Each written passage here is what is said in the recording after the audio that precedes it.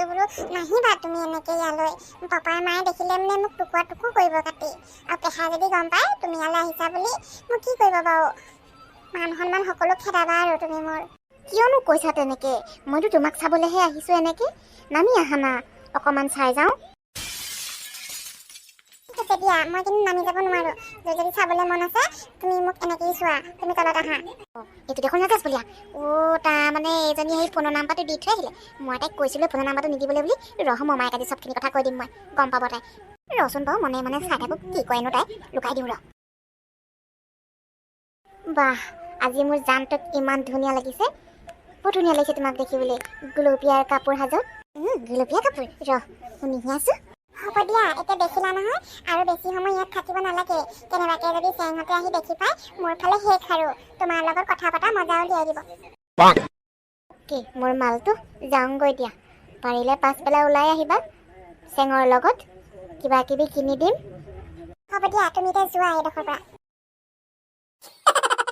কি হ'লতো ইমান খং কৰি আহিছ যে? পখিলাক কিন্তু ঘৰলৈ সোনকালে পঠিয়াই দে দেই, বৰ বেয়া বেয়া কাম কৰিছে কিন্তু।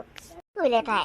আমাৰ গাঁৱত যে ৰাজেশ বলিয়াক এই পখিলাই ফোনৰ নাম্বাৰটো দি দিলে হপায়। এতিয়া দুইটাই একদম কি প্ৰেম প্ৰীতি একদম। এতিয়া সি আমাৰ ঘৰৰ গেটৰ ওচৰত, তাৰ ঘৰৰ ওপৰত একদম কেনেকুৱা কথা সিহঁতৰ। তোমাৰ গুলপীয়া চোলাতে বৰ ধুনীয়া লাগিছে। মই হ'লে কিন্তু কৈ দিলোঁ আকৌ মা, পাপাই যদি কেনেবাকৈ এইবিলাক কথা গম পায় নহয়, মোকো খেদিব তোকো খেদিব, সিহঁতকতো খেদিবই, আমাৰ দুটাকো খেদিব।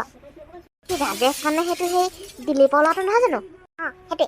মোৰ তাক দেখিবলৈ মন নাযায়, একদম দেখাৰ লগে লগে টেমাটো জ্বলি আহিছে আকৌ। মই হ'লে কৈছোঁ কিন্তু সিহঁতক সোনকালে ঘৰলৈ পঠিয়াই পঠিয়া। আকৌ পাপাই গালি পাৰিলে মোক কৈ লাভ নাই আকৌ, মই নক'লোঁ বুলি মই আগতে কৈছোঁ কিন্তু। কি হৈছে বাৰু আজিকালি ল'ৰা ছোৱালীবোৰ ইমান সৰুতে এইবিলাক লীলা খিলা কৰিবলৈ আৰম্ভ কৰিছে।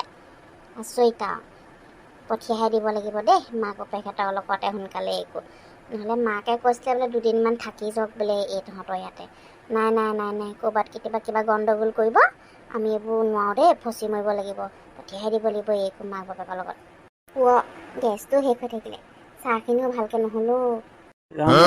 গেছো শেষ কৰি পঠিয়াইছে আৰু ইমান খাইছে আৰু মানে ককাই নবৈনে। কাহানিকে যাবগৈ বাৰু এহেঁতে বাৰু। মোৰ যে একদম ৰাতিপুৱা গধূলি এহেঁতক দেখি দেখি নাটকবোৰ চাই একদম আমনি লাগি গৈছেগৈ আৰু। আপুনি আহিলে ভালেই কৰিলে পাই, মই আপোনাক সেই মাতিবলৈকে যাবলৈ লৈছিলোঁ। গেছটো শেষ হৈ থাকিলে চাওকচোন, লৈ আনিব লাগিব আজি এটা। কেলৈ তোৰ ভাগৰ ককাই নবৌকেইটা কেতিয়াকৈ যাবগৈ বাৰু? অকল ইয়াতে যে খাই বৈ আছে। তাতে দেখোন যোৱা নামেই লোৱা নাই, আৰু এসপ্তাহমান থাকিব হপায় নে গম নেপাওঁ দেই। এনেকৈ হ'লে নহ'ব নহয়, গোটেই বস্তুবোৰ খাই শেষ কৰি পেলাইছে।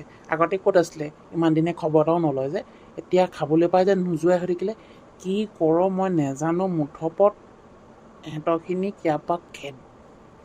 মই ইমান কষ্ট কৰি দোকানত ইনকম কৰি আনো, যিমানখিনি লাভ হয় গোটেইখিনি এহেঁতেই খাই শেষ কৰি দিছে।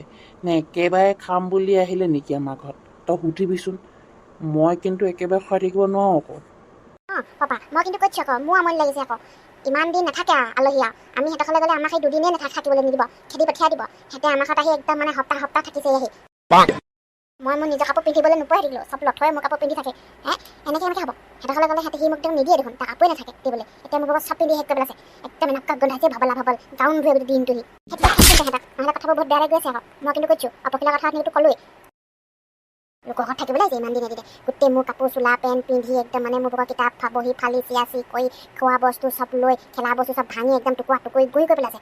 একো ক'বও নোৱাৰো এতিয়া, মামাই পিতেক বোলে বেয়া পাবা। এতিয়া মোৰ ভাগৰ নাইকিয়া হৈ গৈছেগৈ চব বস্তু। খেদিলে খেদ, কিন্তু নহ'লে মই গুচি যাম এইখন ঘৰৰ পৰা নাথাকিম। তই আজি ইমান খঙত আছ যে, আৰু লথক নানিলি কেলে? লথৌ তহঁতৰ লগৰ নে চেং তহঁতৰ লগৰ? কোনটো লগৰ ক? কি কথা সুধিছা আকৌ তই এইবোৰ? তই কিবা এইকেইদিন লথক লগত লৈ না কাৰণেহে সুধিছোঁ কিবা। তোক কি হ'ল আজি তাৰমানে কিবা কাজিয়া লাগিলি হয় নাই? কাজিয়া লাগিছোঁ, তাক যাবলৈ কৈছোঁ আমাৰ ঘৰৰ পৰা সোনকালে। সি মোৰ গোটেই চোলা পেণ্ট পিন্ধি লেতেৰা কৰি গোটেই কিতাপ পত্ৰ ফালি একদম খেলা বস্তু চব ভাঙি পেলালে মোৰ ভাগত। তাকেইতো কোনে বুজাব এতিয়া? আলহী থকাটো এটা লিমিট থাকে।